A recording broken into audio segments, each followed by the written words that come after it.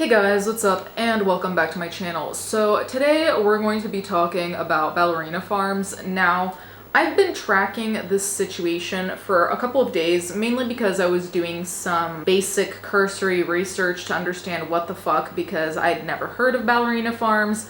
Again, any type of trad adjacent content is not for me. Shocker, I know. And we're going to talk about the trad element too, so I'm sorry if I categorize it that way. It's just an umbrella term. Anyway, so we're going to be talking about that because we've seen this uptick in trad content, which I have my thoughts on. I'll comment on that later. But what's going on here is more than just some Nara Smith cooking ass shit. It's serious, and I find it personally alarming. So, as usual, I won't be reading the full article. It will be linked down below. Meet the queen of quote-unquote trad wives and her 8 children. Hannah Nealman, known to her 9 million followers as Ballerina Farm, milks cows, gives birth without pain relief, and breastfeeds at beauty pageants. Is this an empowering new model of womanhood or hammer blow for feminism? Now you see exactly why this is not my type of content. Right off the bat though, I will say that women doing whatever the fuck they want, to me, is feminism. So if you want to live the trad life and that is your decision, that's feminism because you get to make the decision. That being said, it will come with asterisks, specifically in this case, because once other people start dictating how you're supposed to be a woman, we got problems. Hannah Nealman was pregnant with her 8th child, and she had 2 due dates. The first was for a baby, obviously. The second, just under 2 weeks later, was for a beauty pageant. Nealman had been crowned Miss American in August 2023 at a Las Vegas mega casino and resort, so she was invited back to the city to compete in Mrs. World, parading around the stage in a swimsuit and 5-inch heels, shoulders back and hip-popped, spray-tanned, glistening, and 12 days postpartum. Obviously. A quick thing I'm going to say here and then move on is that physically, that sounds excruciating. I've never given birth to a child, but from what I read in this article, with the bleeding and everything, let alone how you actually look, 12 days postpartum doing a beauty pageant sounds insane, but it's not my body. I'm just going to say that seems like way too much, especially with 8 kids, but I digress. I'd known it was coming, says Nealman, 34, sitting in her kitchen in rural Utah, 2 of her children literally swinging off her long golden hair. So I had prepared. During the pregnancy, it took brute strength, guts, and bravery to make sure she could eventually look so perfectly pretty. She kept fit, weightlifting before her children woke up. She had ice baths, lowering herself into the irrigation ditches on the farm, and she took iron supplements to speed up the healing. On January 2nd this year, Flora was born in the upstairs bedroom without pain relief. Remember this pain relief fact because it'll be important later. A 1-push baby, Nealman said on Instagram. In the first days, she quote-unquote laid low, not even leaving the house. On the 5th day, she says, I looked at Daniel, her husband, and I said, I don't know if I'm going to be able to go. This is a lot. I was bleeding and swollen, and milk was coming in. So again, when I said this pageant sounded like it was going to be excruciating, that sounds like a mild term. Aside from the fact that, like, if you want to be the ideal of pageant A, B, or C, that's fine. The concepts of pageants, though, I have an issue with, but then again, it's also because they reinforce conventional stereotypes about beauty, all this other shit I'm not going to get into, but I'm just going to throw that out. On the 7th day, she rose from bed doing her bar exercises in the bathroom. A former ballerina, she trained at the Juilliard School in New York. Her training at Juilliard is going to be important as well. By day 9, she was trying on outfits, zipping herself into a pair of leather trousers and skin-tight white ball gown. Day 10, spray tan. Day 11, a 2-hour flight with a newborn to Las Vegas, her husband and 7 children following behind, along with other members of the family. And by day 12, she was on stage. Luckily, she says, she had stopped bleeding. She made it through to the 2nd round of the competition. Her social media following exploded as at Ballerina Farm. She has 9 million followers on Instagram, 7.4 million on TikTok, and 1.5 million on YouTube, and people went berserk. Was this the ultimate act of empowerment, Nealman doing what she wanted, or the ultimate demonstration of oppression, her tender body encased in spiky sequins? Nealman, whether she liked it or not, was declared leader of a new and controversial group of the internet, the Trad Wives. Now, I will say one quick thing. I don't really know if my definition of Trad Wife includes doing a beauty pageant. I'm just gonna say that. I don't really think from what I've seen that she super qualifies as trad wife, but I'm not the trad wife gatekeeper, so call yourself whatever the fuck you want.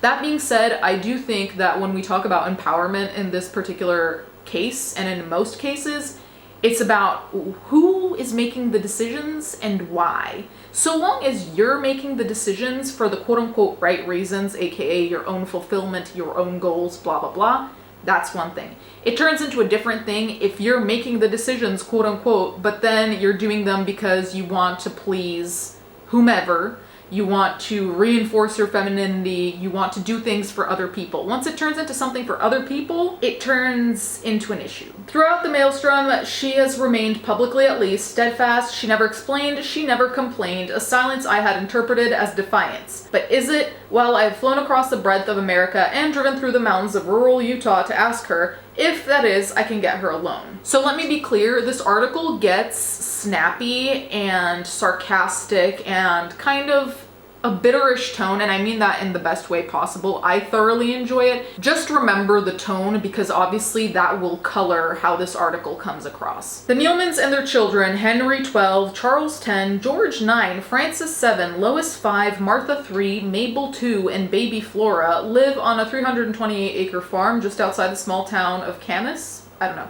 A pioneering existence beneath a big sky and up against the brutal elements. Welcome in, says Daniel, 35, opening the door, baby in his arms. He is part of the family brand at Hog Fathering, 490,000 Instagram followers, an all-American steak of a husband, square-jawed and denim-clad. Now, this is my bias speaking, but the way that he's described here, and this again is the author's choice, immediately made him unlikable to me. So I had to check that bias real quick.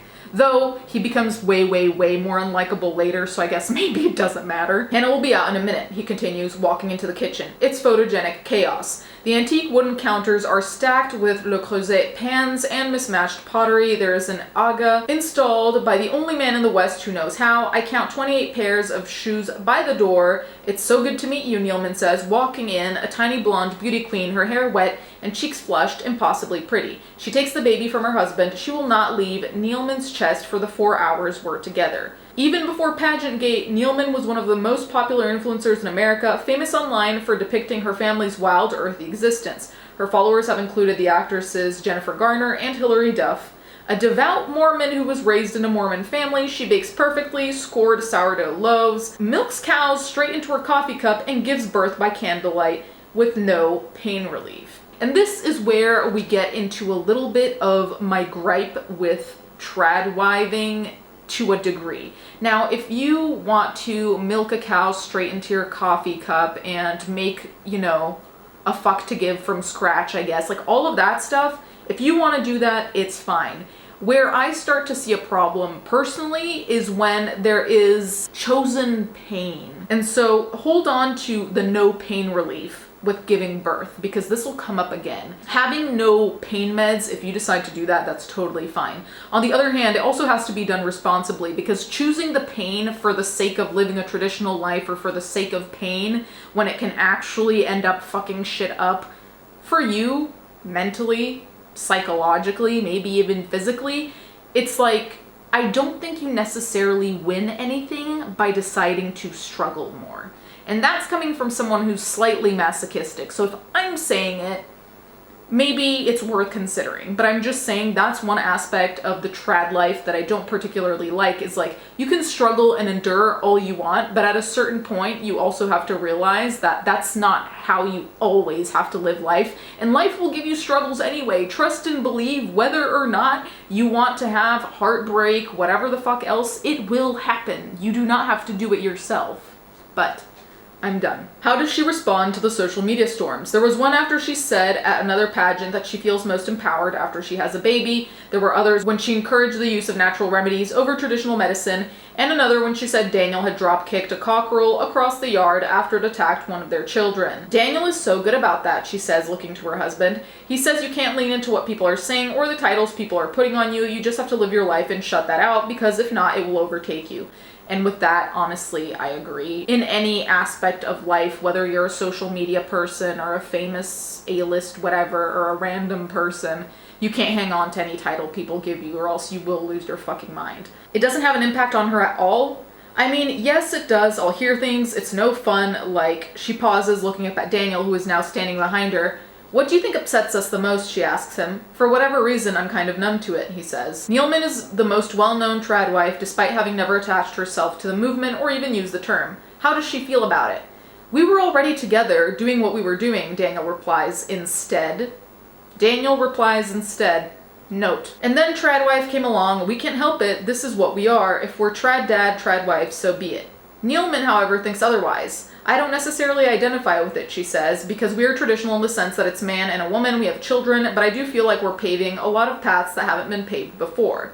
That is the biggest paradox. In selling the life of a stay-at-home mother, Neilman and the other trad wives have created high-earning jobs. They are being paid to act out a fantasy. So for me to have the label of traditional woman," she continues cautiously, "I'm kind of like, I don't know if I identify with that." Online, the Neilmans sell meat boxes from their cows and pigs, as well as branded sourdough starters, rock salt, copper measuring cups, and beeswax candles. They have 3 full-time employees on the farm, 30 at the warehouse, more than 10 in the office, and a creative director who manages the website visuals. The concept of trad wife is interesting to consider when it's a projection, in the sense of she doesn't consider herself a trad wife, which is fair. I mean, she knows herself better than we do, so fine. But at the same time, if we had to describe her, we might use the term trad wife. And I think that trad wife also has to be considered in a little bit of a more nuanced way, because as much as you want to live in a traditional manner, there are certain aspects of technology and the modern age that you can't really get away from. Like, you can stay offline, you can not have social media, you can do all this other shit, but at some point you're probably gonna have to use the internet, and that's not very traditional of you within what traditional means, right? Because traditional in a lot of these families we're seeing online is basically people living like it's the 50s, 60s. So it's very much where women were still centrally in the domestic sphere. So even being online automatically doesn't really make you a trad wife, because you're outside the domestic sphere, and being inside the domestic sphere is what it meant to be a woman. That's why women had to get married, so then they wouldn't potentially work, and they'd be where? At home.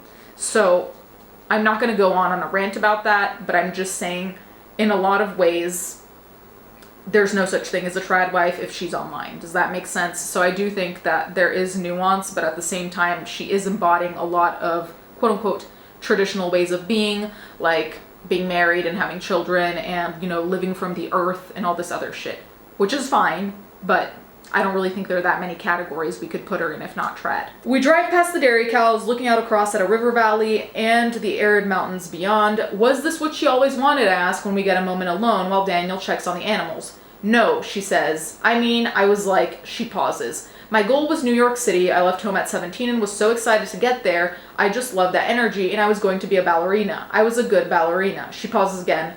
But I knew that when I started to have kids, my life would start to look different. And this is where I find all of this deeply heartbreaking, and you'll see why. Neilman was the 8th of 9 children, born to Mormon parents in Springville, near Salt Lake City. The family ran a florist, and the children were homeschooled. Neilman gravitated towards ballet. At 14, she went to summer school at Juilliard, returning for her undergraduate degree, which she paid for by competing in quote-unquote scholarship pageants, beauty pageants that offer academic scholarships or sometimes tuition money to winners. Daniel also grew up in a Mormon family, one of 9 in Connecticut, the son of David Neilman, billionaire founder of a number of commercial airlines, including JetBlue. His upbringing was moneyed and suburban. Was this what he always wanted? I ask him when he walks back over. Yes, he says. I expected Hannah to be more at home with the kids, but she said, I watch my parents working together, and so whatever we do, we got to do it together. He was 23 and she was nearly 2 years his junior when they were introduced by a mutual friend at a college basketball game. I saw her and was ready to go, he says. Sign me up. I was thinking, let's get married. But she wouldn't go on a date with me for 6 months. Now listen, I'm not going to judge the beginning of anyone's love story, quotation marks. Her not wanting to go on a date with him for 6 months doesn't necessarily mean anything. Him being immediately struck by her also doesn't necessarily mean anything. Some people, and granted I can understand why, may have read it as a little bit superficial, because if you see someone and immediately are like, I want to marry them and turn their body into a baby producing factory, some people might pause and say, hey, how about we get to know her as a person first?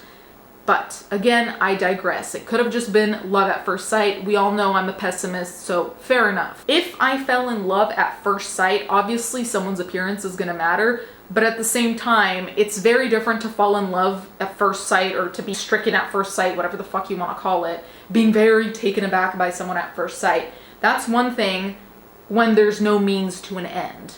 When that person is a person you want to have like a billion kids with ASAP and you're ready to marry them immediately, that person is more than just who you're in love with or whatever. They're like the person who's going to make your children, the person who's going to take care of your children. One day she mentioned to Daniel that she was getting the 5-hour flight from Salt Lake City to New York back to Juilliard. She didn't realize his dad owned the airline, so Daniel was like, I'm on that same flight. She says, I remember checking in and them saying you're 5A and you're 5B. I thought, no way, that's crazy. Daniel smiles, I made a call. He had pulled strings at JetBlue, and so began their first date. Now, I'm a little bit torn on this one because in one way it's cute, but I also don't like Daniel at all, which makes it, I automatically start disliking it.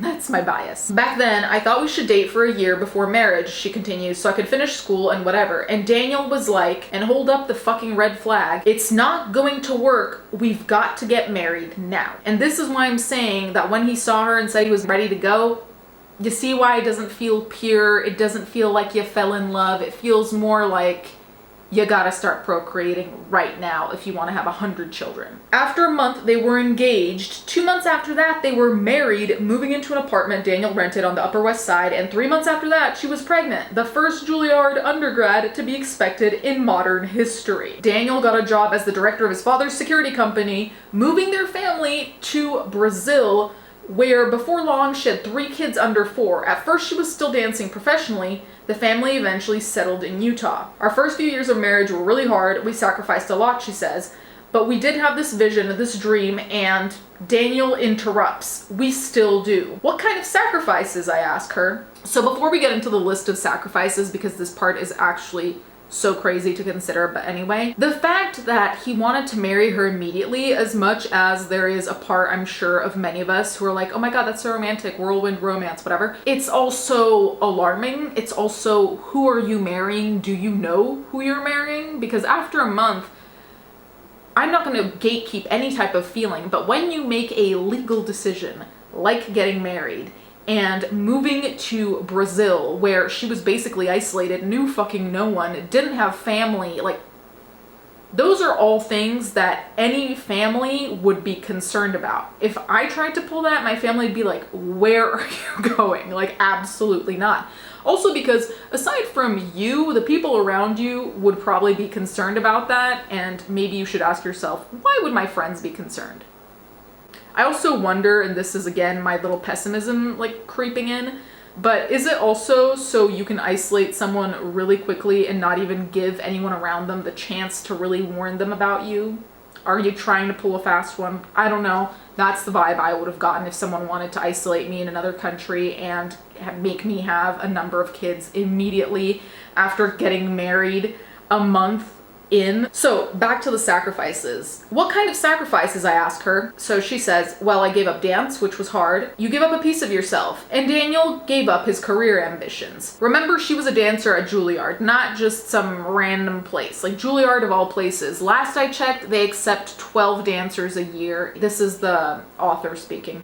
I look at the vastness and don't totally agree. Daniel wanted to live in Great Western Wilds, so they did. He wanted to farm, so they do. He likes date nights once a week, so they go. They have a babysitter on those evenings. He didn't want nannies in the house, so there aren't any. The only space earmarked to be Neilman's own, a small barn she wanted to convert into a ballet studio, ended up becoming the kids' schoolroom. Now, call me emo for this, but I find that so devastating. Like, the last thing you've got, the last literal space, the building that was supposed to be your ballet studio is just like gone and you don't even have that anymore. I don't know. To me, this reads a lot as like he wants her entire personality to be being a mother, and it's like she's also a person, like aside from being a mother, and she has interests beyond just her children. And that's not undermining the children, but it's like a person exists before children, right? Daniel wants to take me to see the new dairy farm buildings while Neilman goes back into the house to make lunch for the quote-unquote kiddos. We stop at an irrigation ditch, which he explains, the offices, which he explains, the milking stations, which he explains. I check my watch, feeling edgy. I want to talk to Neilman. Just one more stop, he says. Neilman calls him. Okay, he says to her, we're just heading your way. He adds, driving in the opposite direction, out into the fields to show me another ditch. Man, I'm sorry, but the writer killed me with this fucking ditch stuff. They have a cleaner, but no childcare. Neilman does all the food shopping, kids in tow, and cooks from scratch. They don't do ready meals. Despite the more traditional aspects of their relationship, Daniel is a hands-on father, taking the kids out to the farm and doing all the laundry. The children appear to look after each other quite well too. There are so many that they seem to have become an almost self-sustaining entity. Still, Daniel says, Neilman sometimes gets so ill from exhaustion that she can't get out of bed for a week. Now, this is the next part of where I have a bone to pick, a serious one at that, with the trad lifestyle, because this goes back to you are choosing pain for the sake of choosing pain, but calling it traditional. So, first of all, nannies aren't like this super modern concept. They've existed for a very long time, except that they used to be called governesses, okay? So get over yourself. Second of all, 8 children. Third of all, you're a billionaire. Why must your wife suffer at all costs? Even if her dream in life was to take care of 8 children, that is a lot of children to keep tabs on, and even for their children's own safety and well-being, especially little ones, why would you not have someone who basically just assists your wife? Like even like an assistant, not even a nanny if you don't want to call her that. Like that seems insane to me and so unnecessarily difficult, and for what?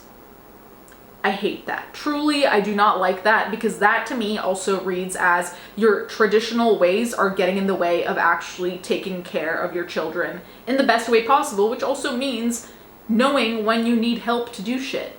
And him doing the laundry, like, okay, cool, you're not taking care of the 8 children all at once, are you though? The sole fact that it gets to the point where she has to stay in bed for a week, did that not alarm anyone? Did that not maybe say, okay, maybe her body is also saying she needs help physically keeping up with this? This is why it pisses me off, because it's being traditional for the sake of being traditional, even when her literal body is saying, hey, hello, I need support. The bedroom is also where she had her children, with the exception of Henry and Martha, who were born in a hospital, a fact that did not escape some of her followers. After that, I was like, I'm ready to go back home, she says. I just love having them at home. It's so quiet. She also gave birth to them without pain relief. Open your ears for this one. None at all, she shakes her head.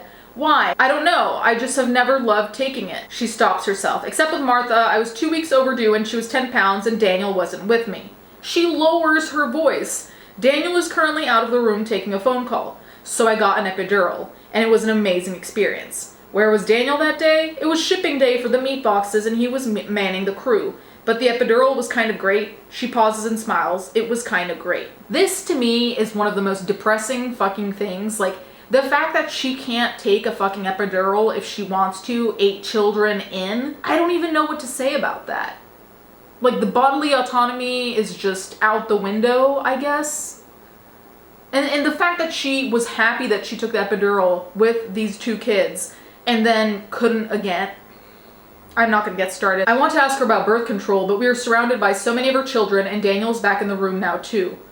Do you, I pause and look at her fixedly, plan pregnancies? No, Daniel said. When he says no, Neilman responds gently, it's very much a matter of prayer for me. I'm like, God, is it time to bring another one to earth? And I've never been told no. I'm not going to go onto a religious rant here, but I believe in prayer, actually. There are a lot of asterisks, but whatever. But this is not just prayer, let us be real, because there are a lot of mitigating factors here, like, are you allowed to be on birth control? Because if you're not allowed to be on birth control, it's more than just prayer. It's both of you ideally wanting you to get pregnant, or one of you specifically wanting you to get pregnant. So prayer, like, sure, but let's not pretend like the human factor here doesn't matter. And especially with what's coming up, But for whatever reason, it's exactly 9 months after a baby that she's ready for the next one, he says.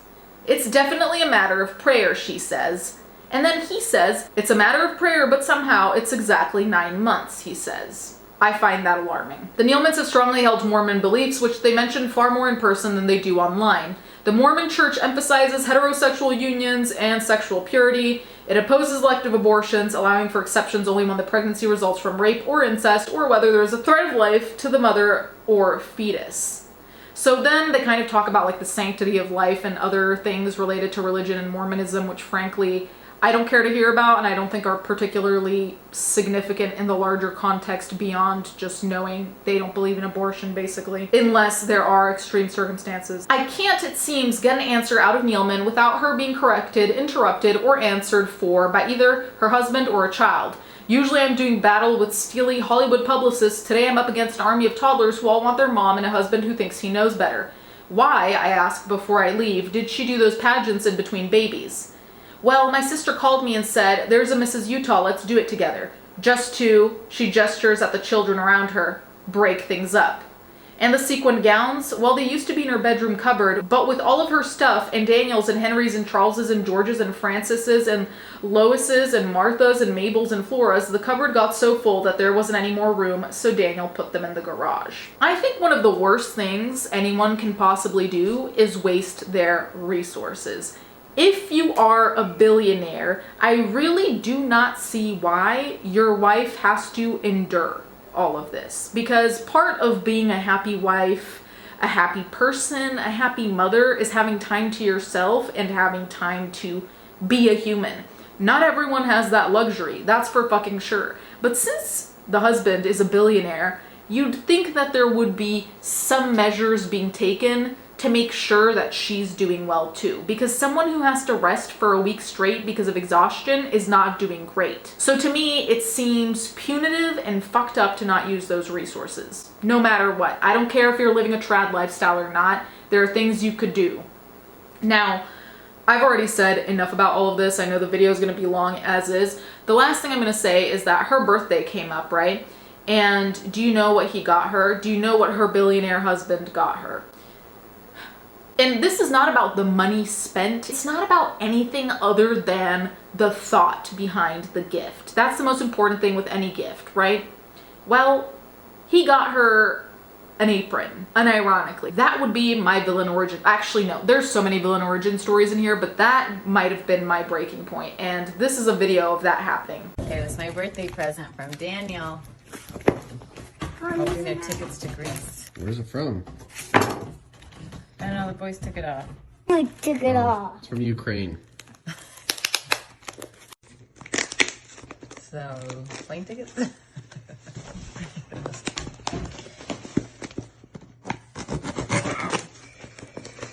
Ooh, a hat I can wear in Greece. It's not a hat.